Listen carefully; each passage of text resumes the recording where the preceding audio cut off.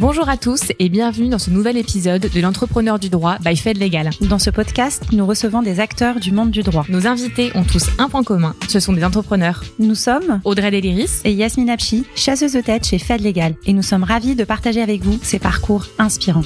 Bonne écoute. Bonjour à toutes et à tous, ravis de vous retrouver dans ce nouvel épisode de l'Entrepreneur du droit, le DD by Fed Legal. Je suis Yasmine Apchi et aujourd'hui je suis heureuse de recevoir Raphaël Di Miglio, qui est CEO de Matera. Bonjour Raphaël. Salut. Ça va ? Ouais, ça va très bien toi ? Ça va, super. T'as passé de bonnes vacances ? J'ai passé des excellentes vacances.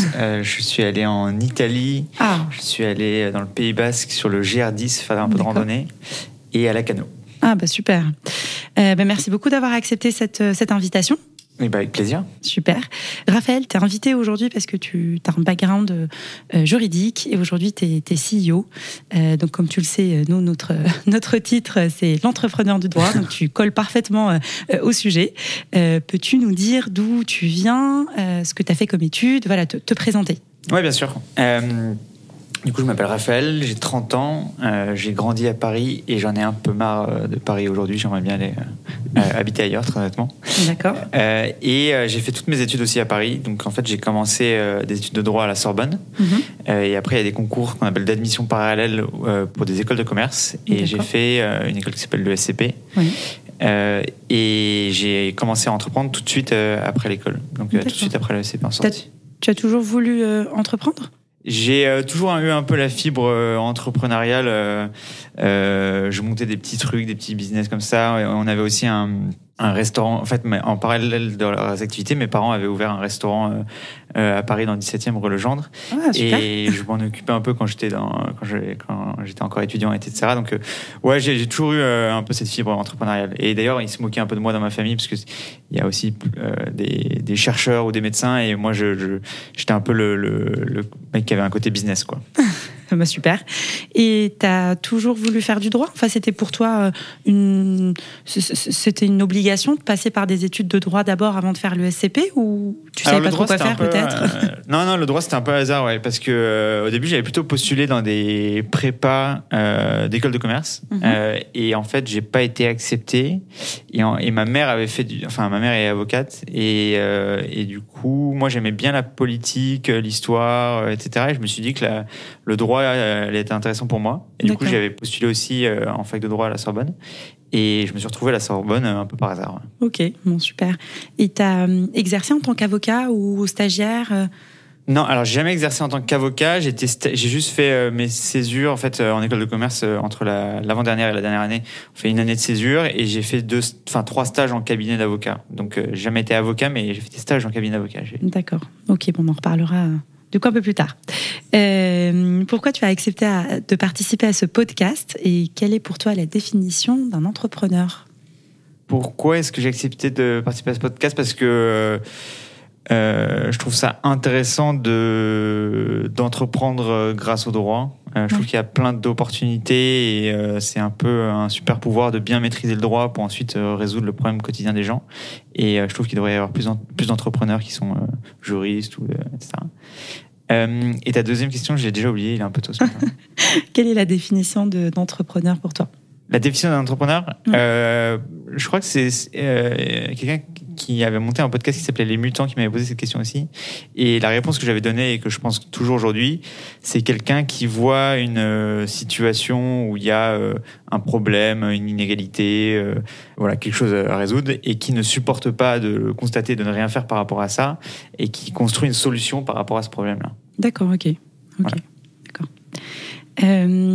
Comment es-tu arrivé au poste que tu occupes aujourd'hui ? Parce que pour rappel, tu es CEO donc, de Matera. Ouais. Matera qui est un syndic de copropriété, c'est ça ? Alors, pas vraiment. On permet aux gens d'être leur propre syndic. Donc, on développe une plateforme qui va prendre en charge les tâches juridiques, administratives, comptables. On va leur donner des conseils aux copropriétaires. Mais nous-mêmes ne sommes pas syndics. D'accord, ok. Et vous êtes en lien avec d'autres syndics, du coup ?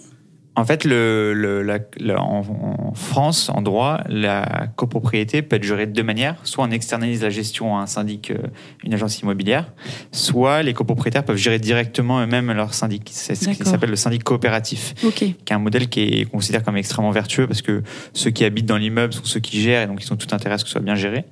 Et en fait, on leur permet à eux de devenir leur propre syndic via notre plateforme et notre accompagnement. Génial. Comment tu as eu l'idée du coup de créer cette entreprise et ce projet?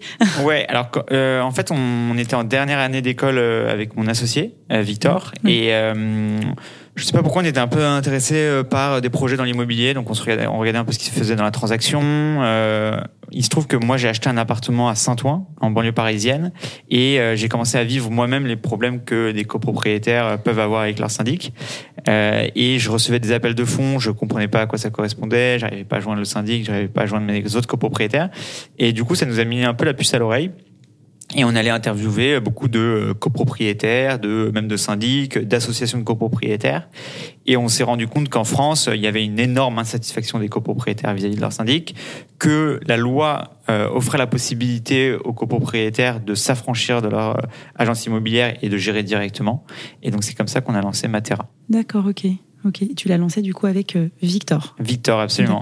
Et Jérémy qui nous a rejoint 6 mois plus tard. Bon, super. Ça a été créé en 2017. 2017, ouais. 2017. Exactement. Et pourquoi Matera du coup?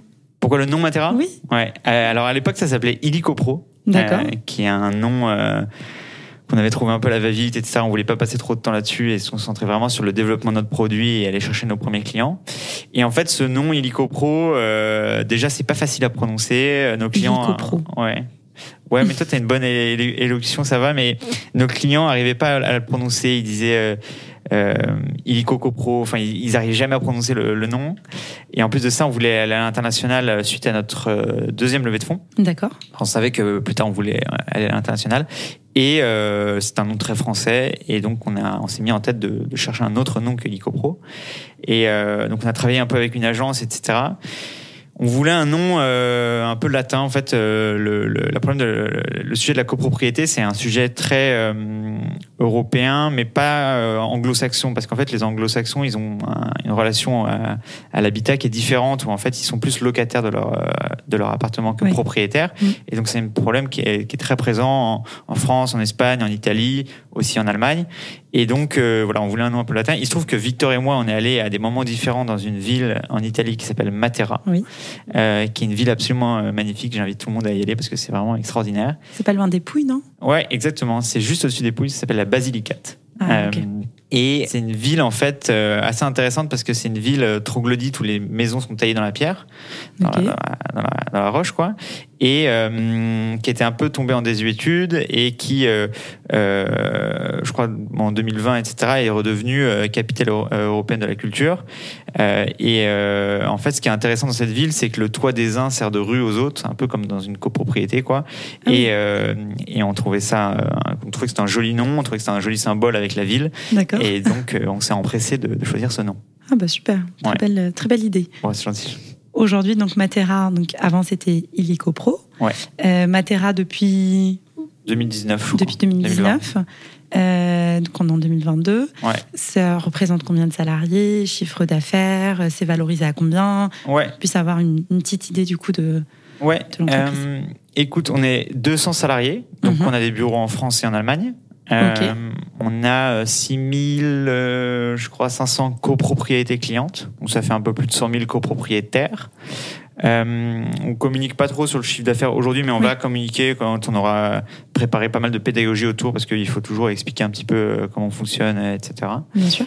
Et aujourd'hui, on travaille uniquement sur la copropriété, donc la relation entre les copropriétaires, le budget de la copropriété, les assemblées générales, etc. Mais demain, on veut aussi créer tout un écosystème de services pour les habitants dans les immeubles, et donc ça concernera aussi éventuellement la gestion locative, tout ce qu'on peut faire pour améliorer le quotidien des gens qui habitent dans les immeubles, quoi. Quelles ont été tes plus grandes difficultés pour arriver à ton poste ?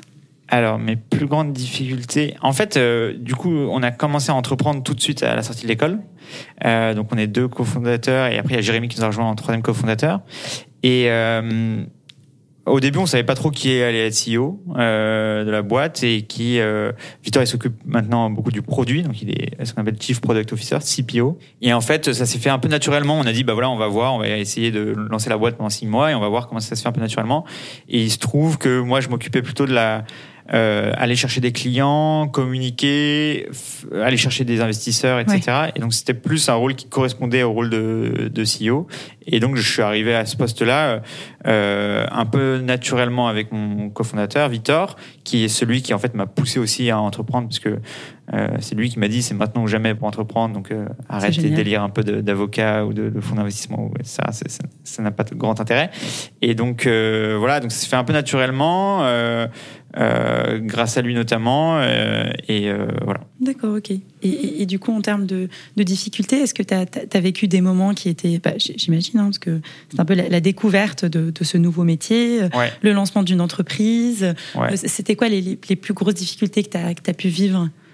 Les plus grosses difficultés, je trouve, c'est que moi, là où j'ai eu le plus de mal, et j'ai encore un petit peu de mal aujourd'hui, mais c'est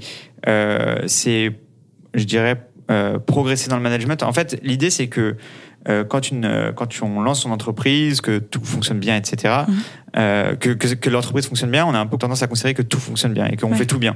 Ce qui est bien entendu complètement faux. J'avais du mal à remettre en cause certaines choses que je faisais parce que l'entreprise fonctionnait bien. D'accord. Et donc, faut toujours être conscient que c'est pas parce que la boîte marche bien qu'on fait tout bien, oui. Que le management, c'est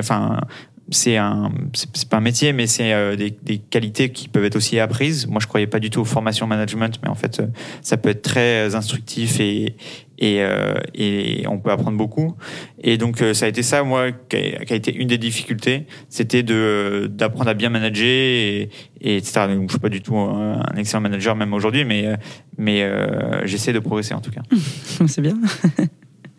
Comment définis-tu ton rôle et tes missions dans ton poste actuel? Qu'est-ce que tu fais du coup concrètement en tant que CEO? Ouais, alors mon rôle et mes missions, en fait, c'est important de donner un cap, une vision long terme pour la boîte. Il se trouve que nous, on est très intéressés par permettre aux gens de bien vivre dans leurs appartements, dans leurs immeubles. Oui. Et c'est ça notre vision long terme, c'est d'utiliser la technologie pour leur offrir ce cadre-là un peu partout en Europe.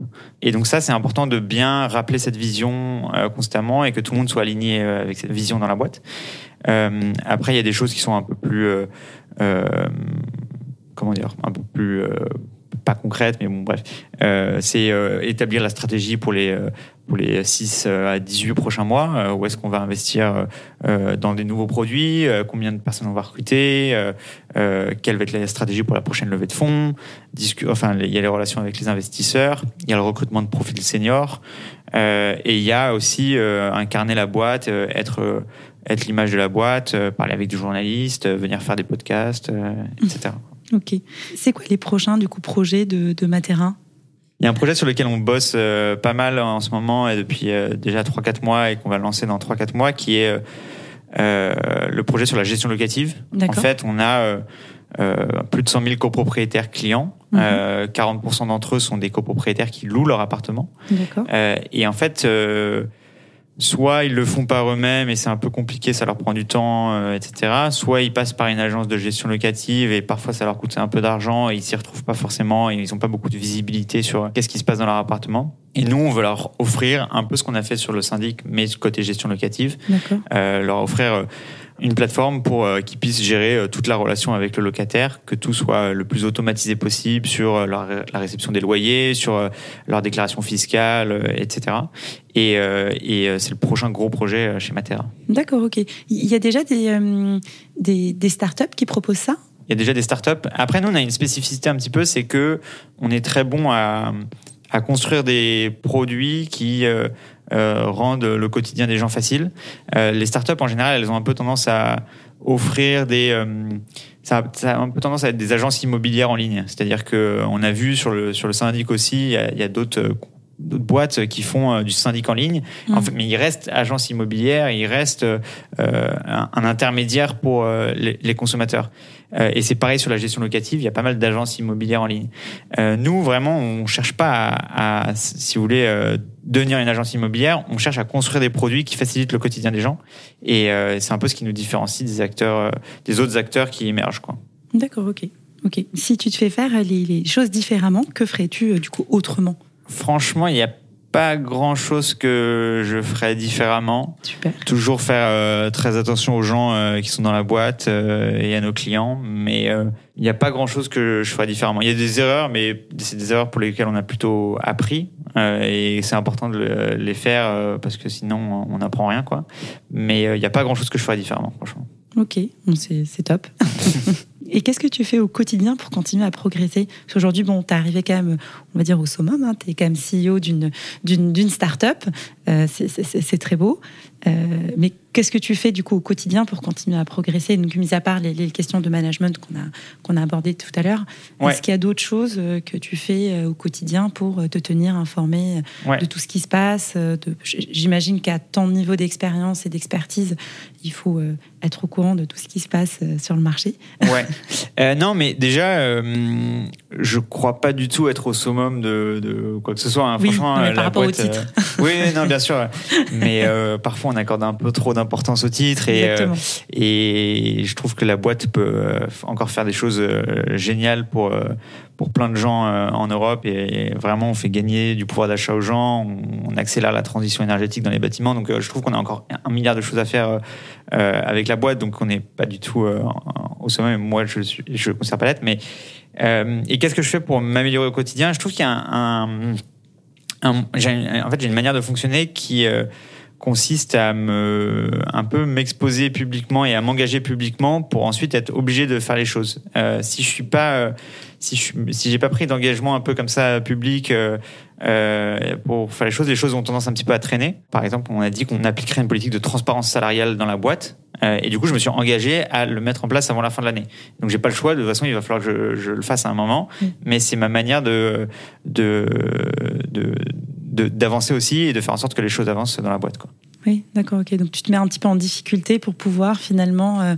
Pour être contraint de le faire, oui, quoi. Pas être contraint de le faire. Ouais, oui. Parce que tu respectes tes engagements. Ouais, si tu t'engages à faire quelque chose, donc tu le respectes et du coup tu t'engages pour pouvoir le faire. C'est exactement. C'est malin.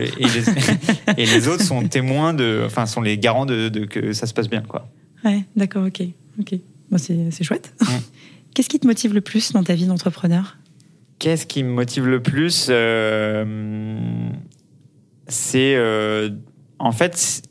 de pouvoir mettre en action des valeurs que je crois justes et qui peuvent faire avancer la société. En fait, la manière dont la culture qu'on crée dans la boîte, la manière dont on gère la boîte et ce qu'on fait, en fait, et notre mission, sont très en accord avec ce qu'on pense être bien pour la société.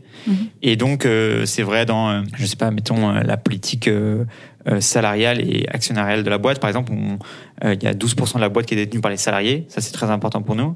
La mission même de la boîte de permettre aux gens de gérer par eux-mêmes leur copropriété, parce qu'ils font des économies, parce qu'on considère qu'ils gèrent mieux, parce qu'ils résolvent leurs problèmes plus rapidement, c'est vachement en accord avec ce qu'on pense. Là, il y a un enjeu qu'on trouve génial, c'est la question de la transition énergétique, et le bâtiment, avec le transport et l'alimentation, représente une part importante de l'émission des gaz à effet de serre. Donc, c'est encore un enjeu qui est hyper intéressant. Et donc, ce que j'aime bien, c'est de pouvoir mettre en action des convictions personnelles et d'avoir un impact concret, quoi. C'est quoi les typologies de profils du coup que tu as dans la société ? Ouais, c'est assez varié. Alors, on a un peu historiquement, je pense, eu une mauvaise tendance à recruter un peu école de commerce, etc. Parce que c'est une espèce de forme de inconsciemment, mais d'être rassuré par c'est des gens qui ont eu un peu le même parcours que nous et du coup on a un peu eu cette mauvaise tendance. Mais les profils commencent à être de plus en plus variés. Donc on a des juristes, on a des gens du bâtiment, on a pas mal de gens, c'est vrai, d'école de commerce. On a des comptables, on a des développeurs. Donc voilà. D'accord, ok. Donc c'est assez varié. Assez avec varié, une moyenne d'âge. Moyenne d'âge assez jeune, jeune. autour de 28-29 ans, je pense, peut-être 30 ans. Ouais. C'est génial. Ouais. Mais ça commence à se senioriser un petit peu. Et puis les gens restent beaucoup dans la boîte assez longtemps. D'accord. Donc les gens vieillissent avec la boîte aussi. Bon, c'est Donc génial. on doit peut-être être à 30 ans maintenant. Ok. Y a-t-il une personne en particulier que tu aimerais remercier aujourd'hui, qui t'a accompagné ou aidé à arriver là où tu es aujourd'hui? Bon, ceux qui nous ont permis d'être là aujourd'hui, je dirais que c'est les premiers clients qui nous ont fait confiance au début. Oui. On avait une des premières copropriétés, c'était une copropriété qui était à Asnières, 11 rue Daniel, avec quelqu'un qui s'appelait Gilles Bernot. D'accord. Il y avait Sylvie Ballion, Geoffrey Turbiac. C'était notre première grande copropriété à Bussy-Saint-Georges, 1 rue des Halles. C'était 250 appartements. Donc Super. C'était incroyable qu'on ait signé cette copropriété. Donc voilà, les premières personnes qui me viennent en tête, c'est ces personnes-là. Après, il y a nos investisseurs qui ont été toujours très supportifs, je sais même pas si c'est un terme supportif, mais qui nous ont beaucoup aidés et qui ont toujours été très, très derrière nous et nous ont beaucoup fait confiance. Mm-hmm. Donc il y a José de Sam et Pata, il y a Martin d'Index. Voilà. Il y a ma mère aussi au début qui nous a permis qui croyait pas du tout au projet. Alors quand je lui avais expliqué ce qu'on voulait faire, elle disait que ça marchera jamais, etc. Mais elle nous avait quand même aidé. On travaillait dans le bureau de son appartement. Elle nous avait aidé un petit peu au départ financièrement, etc. Elle était quand même très très accompagnatrice alors qu'elle croyait pas du tout au projet. Donc c'était plutôt sympa de sa part. Elle est toujours avocate du coup? Elle commence à prendre sa retraite là. D'accord. Elle okay. est en pré-retraite ou retraite là. C'est fini. Ouais. Ok, bon bah super. C'est important d'avoir des gens qui soutiennent. Ouais. Et puis moralement aussi, ouais. Oui, c'est moralement important, c'est important parce que sinon on peut vite lâcher.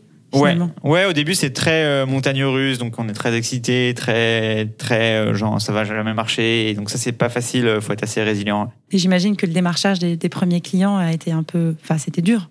Ouais, c'était dur, et après c'était marrant aussi. Hein. Franchement, c'était on apprenait plein de trucs, on allait chez les gens. Après, nous, on est très B2C, donc c'est très, on rencontrait des gens. Enfin, c'était aussi une époque très marrante, quoi. Et parfois, on est un peu nostalgique de cette époque où on était 5-10 dans la boîte, tout allait très vite, il y avait tout à construire, et c'était vraiment une période hyper excitante, hein, franchement. D'accord. Ouais. Ok. Quel est le film ou le livre ou l'œuvre qui t'a le plus marqué et qui a notamment pu te faire évoluer, que ce soit professionnellement ou personnellement? Alors, j'ai pas vu beaucoup de films j'ai pas lu beaucoup de bouquins qui m'ont fait évoluer professionnellement. Enfin, il y a un bouquin qui est très pratique quand on est entrepreneur, un bouquin qui s'appelle Who, oui. qui est sur le recrutement. D'accord. Et qui propose une méthodologie sur le recrutement qui est, je pense, hyper pertinente et qui est assez universelle. Et donc ça, je pense que c'est un livre à lire quand on monte une boîte et qu'on veut recruter des gens. D'accord. Mais après, à titre personnel, moi, il y a un bouquin qui me vient tout de suite à l'esprit quand on me pose cette question. C'est un bouquin qui s'appelle, qui a été écrit par Raymond Aron, et c'est les Mémoires de Raymond Aron. Oui. Et c'est le bouquin qui, moi, m'a le plus fait évoluer, je pense, intellectuellement et personnellement, quoi. Pourquoi? Enfin, en quoi il t'a fait évoluer? En fait, je trouve qu'il a un parcours extraordinaire, et puis c'est quand même quelqu'un qui, pendant le XXe siècle, à une époque, typiquement après la Seconde Guerre mondiale, où beaucoup d'intellectuels étaient très séduits par le communisme, l'URSS, etc. Lui était à contre-courant de ça, alors que c'était quasi unanime intellectuellement. Et il avait je sais pas, une espèce de forme de courage intellectuel et politique à ne pas hésiter à avoir raison contre tout le monde, et d'être un paria, mais d'être fidèle à ses convictions et de ce qu'il considérait être juste et de ce qu'il voyait concrètement. Et ça, je trouve que c'est assez exceptionnel, quoi. Et moi, ça m'a beaucoup inspiré. Si tu n'étais pas devenu entrepreneur, quel autre projet t'aurait plu? Moi, je serais bien devenu footballeur, mais franchement, je pense que j'avais peut-être pas le niveau et peut-être pas la rigueur. Je sais pas s'il faut être rigoureux pour devenir footballeur, mais bon, bref, je serais bien devenu footballeur. Mais bref. T'en as déjà fait, du coup? T'as fait du foot pendant longtemps? Ouais, mais de manière très, très amateur. Hein. Rien de très professionnel. Voilà, je serais bien devenu footballeur. Peut-être que je deviendrai un jour, j'espère. C'est pas terminé comme rêve. Et sinon, là, je suis pas mal dans ouvrir une maison d'hôtes, avoir mon petit potager. Génial. Servir ma confiture au petit déjeuner. Enfin, ça me ferait bien kiffer. Ouais. Où? Ou alors là, il y a des problématiques de chaleur et de sécheresse. Donc au début, j'aimais bien l'idée de la Provence, le Luberon, ou les Alpilles ou les trucs comme ça. Donc maintenant, je vise un peu au-dessus. Maintenant, c'est un peu plus compliqué, effectivement. Ouais, donc j'essaie d'aller un peu plus au nord, mais bon, on verra. Puis là, je suis allé marcher dans la Creuse aussi, c'était assez magnifique. D'accord. Et il y avait beaucoup d'eau, donc ça me plaisait pas mal aussi. Ok, bon, super. On verra. Donc 2 projets que tu vas pas encore abandonner. Non, peut-être que je deviendrai footballeur et surtout peut-être que j'aurai ma maison d'hôte un jour. Pourquoi pas. Inch'Allah. Tu me disais tout à l'heure que Matera que vous étiez aussi présent en Allemagne. Ouais. C'est ça ? C'est depuis longtemps ou... Non, c'est assez récent. Ça a moins d'1 an et franchement, ça décolle bien. D'accord. Et l'idée, c'est de se développer, j'imagine, un peu partout en Europe. Ouais, l'avantage, c'est qu'en Espagne, en Italie, au Portugal, en Belgique, ils ont exactement les mêmes problèmes que nous, beaucoup de similarités juridiques, des structures de marché qui sont quasi identiques. Et donc, c'est clairement de se développer dans tous ces pays-là aussi. Ouais. D'accord.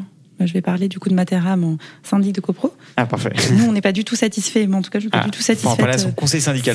C'est très, très, très, très compliqué. Voilà, c'est les appels de fonds tous les 2 mois. C'est plein de choses où je ne sais absolument pas où ça va. Voilà. Et le problème, c'est que quand j'arrive dans mon immeuble, je sais pas qu'est-ce qui a changé. On parle de travaux, mais je les vois pas. Donc, c'est assez compliqué. C'est assez représentatif de beaucoup de copropriétaires. Oui, je vais en parler. Quel conseil donnerais-tu à un jeune juriste ou avocat ou quelqu'un qui a fait du droit comme toi, qui se pose des questions, on va dire, sur la suite de sa carrière et qui rêve d'occuper un poste d'entrepreneur, qui veut évoluer, qui veut entreprendre quelque chose, mais parfois on ne sait pas trop par où commencer, comment, etc. Donc c'est vrai les conseils que tu pourrais, toi, apporter. Ouais. En fait, je l'ai vu sur Matera et je l'ai vu aussi sur d'autres boîtes. C'est que bien maîtriser le droit et bien maîtriser même le droit sur un secteur ou sur une activité, ça donne ensuite un peu des super pouvoirs pour entreprendre sur ce secteur-là. Ça a été vrai avec nous sur le syndic de copropriété. On s'est plongé dans la loi de 65, qui est un peu la loi fondatrice sur la copropriété, pour voir qu'en fait il y avait un truc qui s'appelle le syndic coopératif et que c'était vachement bien et que on pouvait s'appuyer sur ce modèle-là pour développer notre activité. Je sais que un des fondateurs de Alan, qui s'appelle Jean-Charles Samuelian, sur la mutuelle salariée, disait exactement la même chose sur la mutuelle et disait que lui, il avait passé beaucoup de temps à essayer de comprendre comment ça fonctionnait et de regarder dans les textes de loi comment ça fonctionnait. C'est vrai aussi pour un pote qui s'appelle Firmin de chez Payfit où il s'occupe de l'automatisation des fiches de paye, où en fait ils maîtrisent énormément la paye et ils essaient de l'automatiser par leurs produits ensuite. Et donc je trouve que les juristes et les avocats peuvent avoir un avantage énorme là-dedans, c'est de bien comprendre et d'aller creuser des activités dans des secteurs particuliers, contrairement à ce que tous les professionnels de l'activité peuvent dire à un moment donné. Si en fait on retourne au texte de loi, et ça peut vraiment constituer un avantage concurrentiel énorme de bien maîtriser comment ça fonctionne par la suite. D'accord. Aujourd'hui, chez Matera, tu as un gros département juridique qui vous accompagne au quotidien ou pas forcément ? Alors on a en fait 6 juristes, je crois, mais qui sont à la fois qui s'occupent à la fois de accompagner aussi nos clients quand ils ont des questions, qui s'occupent aussi des sujets de la boîte, soit corporate, soit de machin, et qui font aussi de la veille pour tenir informés nos clients sur ce qui se passe dans le droit de la copropriété, quoi. D'accord, ok.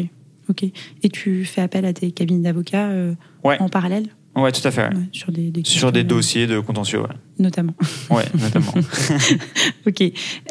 Pour toi, quelles sont les qualités premières pour être un bon CEO ou pour être juste un CEO ? Je pense qu'il faut être assez résilient dans le sens où, comme je disais tout à l'heure, c'est souvent les montagnes russes et il faut garder une certaine distance, un certain calme, une certaine sérénité, quoi. Ouais. Donc ça c'est assez important et je vois souvent même dans la boîte où que ça part un peu dans tous les sens et il faut prendre un petit peu de distance et incarner un peu cette stabilité. Un peu de recul. Enfin, c'est le cas aujourd'hui. Je sais pas si j'aurais dit la même chose il y a 3-4 ans au moment de lancer la boîte où il faut beaucoup d'énergie. Voilà. Et puis après, franchement, accepter de tout le temps se remettre en question, de vraiment chercher quelles sont les affinités personnelles dans les missions par la suite. et d'être conscient que même si tout va bien, on n'est pas forcément bon partout, et donc constamment se remettre en question, quoi. D'accord, ok. Bah, merci beaucoup. Est-ce que tu veux rajouter d'autres choses ou autre chose? Non. Voilà, si vous êtes en cabinet d'avocat, démissionnez. Si vous êtes en juriste, entreprenez. Voilà, je terminerai là-dessus. Bon, super, sur ces belles paroles. Merci beaucoup de nous avoir écoutés. Et je vous dis à bientôt pour un nouvel épisode de l'Entrepreneur du droit, le DD by Fed Legal. Merci et très belle journée. Merci de nous avoir écoutés. Nous espérons que ce nouvel épisode vous a plu. N'hésitez pas à vous abonner et à nous mettre une bonne note. À très bientôt pour un prochain épisode de l'Entrepreneur du droit by Fed Legal.